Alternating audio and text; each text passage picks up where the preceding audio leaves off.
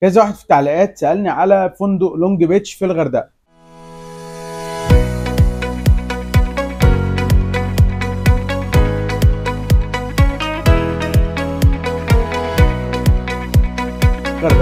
بص، فندق لونج بيتش دوت باختصار جدا هو في منطقة سهل حشيش.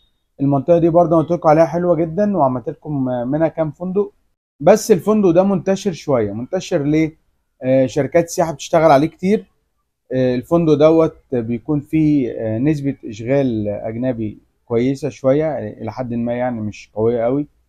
بس دايما بيتباع بالكلام ده. يعني دايما اللي يجي يكلمكم يقول لكم إيه؟ إشغال 90% أجنبي، كلام من ده. هو مش ولا أجنبي ولا بتاع، هو عادي، فندق عادي. ممكن تقريبا 50% أجنبي، 50% مصري. فدايما بيتباع لكم بالكلام دوت. بيتباع اللي هو بيتسوق بالكلام ده. يجي يقول لك ايه، 50% اجنبي، 90% اجنبي، 50%. هو النسبة 50% تقريبا اجنبي و50% مصري. ده تقريبا النسبة بتاعة الفندق بتاعة الاشغال الاجنبي والمصري. طب تعالوا نتكلم على شوية حاجات بقى، والتعليقات اللي كانت في الفندق ده، والناس اللي راحت قالت ايه، وايه اللي كان حلو وايه اللي كان مش حلو، ونشوف نروح ولا ما نروحش. اولا نتكلم عن الاستقبال. اولا الاستقبال، الناس اللي كانت بتروح كانوا بيتسكنوا تقريبا في وقت اسرع من معظم الفنادق التانية.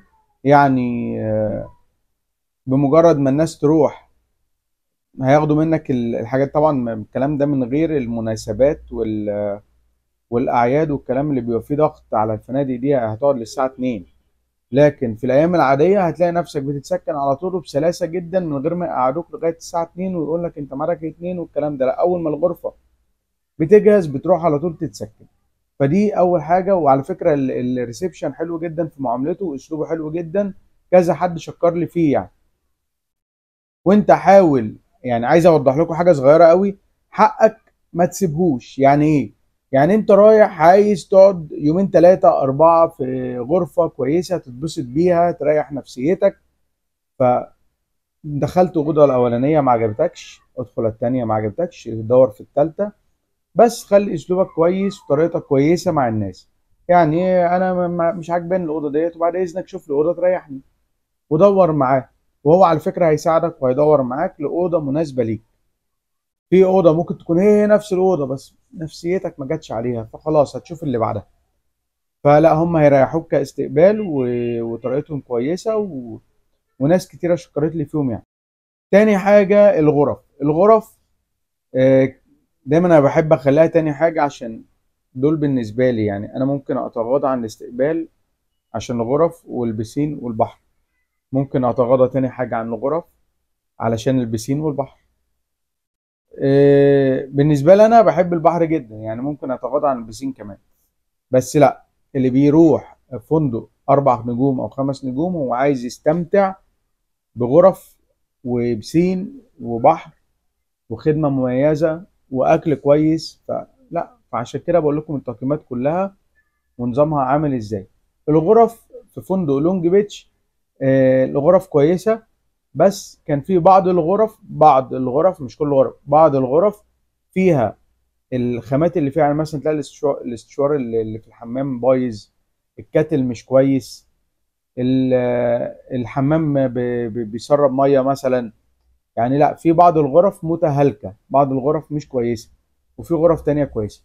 فعشان كده انت اتكلم وقول لهم انا عايز غرفة كويسة، عايز اقعد في غرفة استريح فيها. فدي حاجة مهمة جدا، انت بس اللي هتعرف تاخدها باسلوبك وبطريقتك الحلوة مع الناس. ليه؟ لان هم برضو ناس شغالين، ناس عايزين معاملة كويسة. فده بالنسبة للغرف. الغرف واسعة حلوة. في منها بيطل على البسين والبحر، في منها رؤية جانبية. وعلى حسب انت عايز تعمل ايه وتعيش فين، انت اللي هتطلب. تالت حاجة البسين. بص، البسين هناك هو فيه كذا بسين. في بسين للأطفال، في بسين يقول لك 90 سنتي، في بسين 170 سنتي، في بسين. فانت هتلاقي تدرج في كذا بسين، وبسين حلو جدا. وطبعا هم عاملين زي معظم الفنادق اللي هو بسين ما ينفعش تنزلوا بملابس قطنيه وكده، ده زي كل الفنادق اصلا، ده مش حاجه جديده يعني، بس هم عاملين كده. لازم تاخد معاك لبس خاص بالبسين، فدي برضو حاجه حلوه شويه. بالنسبه للاقوى، الاقوى هم اربع خمس العاب. اقوى متواضعه خالص، اقوى سهله جدا سلسه، بس شويه صعبه. صعبه في اللي بيلعبها، يعني الاطفال صعب ان هم يلعبوها، لان هناك مفيش عوامات بقى ان انت تركب فوق عوامه وتنزل في، لا، كل الزحالين اللي هناك هتنزلها من غير عوامه. فانت لو ما بتعرفش تعوم فصعب تركبها، او هتبقى خطر عليك شويه، بالاخص لو سنك صغير وما بتعرفش تعوم. فلازم يكون فيه، حتى هيبقى فيه بعض الاوقات كده المدرب او المسؤول او حارس البسين مش موجود، فيقول لك مش هينفع تنزل لو انت طفل صغير. فده بالنسبه للاقوى. تعالوا نشوف الشاطئ.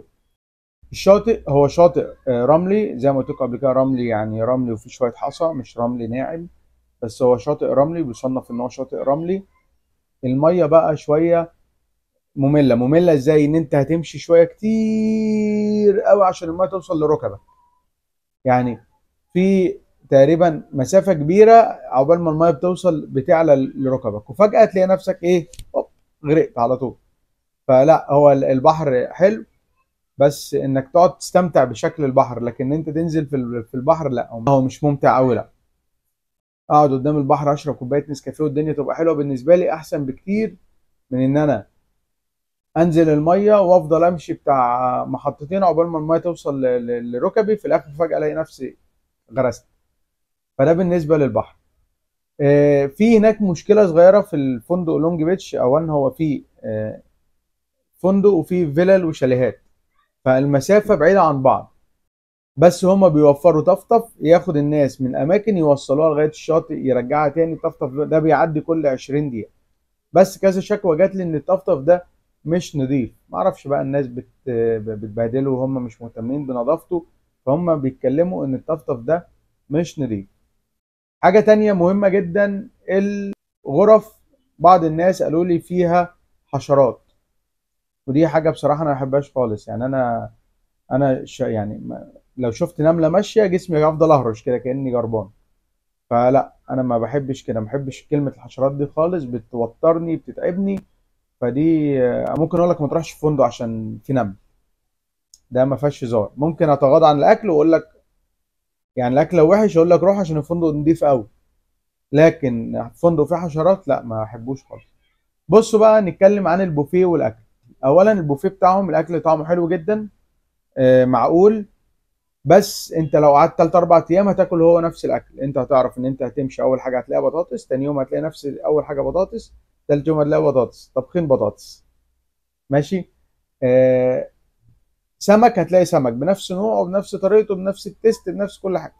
هم ما بينوعوش ودي مشكلتهم.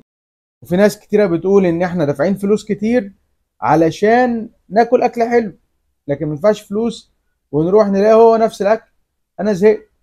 بس الاكل طعمه حلو، يعني دايما لما كنت بسال حد ايه اخبار الاكل معاك، لا هو طعمه حلو بس هو نفس الاكل. فدي كانت شكوى. على فكره في مطاعم تانية هناك، بس المطاعم دي بالحجز، يعني انت لازم تحجز فيها قبل ما تروحها يعني. ف كتوتال الفندق حلو، واسع جدا، مناظر فيه حلوه، بس في كام عيب كده انا قلت لكم عليه عشان تستغنوا عنه لو انت رايح. تمام. اتمنى ان هم يكونوا عالجوا العيوب ديت ويظبطوا كل المشاكل ديت. بس انا بعشق الغردقه، فبالنسبه لي الفندق ده حلو جدا. تروح ولا ما تروحش؟ اسمع الفيديو، قرر هتبسط في المميزات ولا مش هعرف اتبسط من العيوب. فقرر وقول لي، ولو عايز فندق تاني قول لي، واعمل لي سبسكرايب وفولو علشان تسمع كل اراء الفنادق الجديده. لو انت من عشاق السفر قول لي وانا هقول لك تروح فين وما تروحش فين. لا، مش هقول لك تروح فين وما تروحش فين، هقول لك المميزات وعيوب كل مكان وانت قرر، عشان انا ضد المبدأ ده. يلا، باي باي.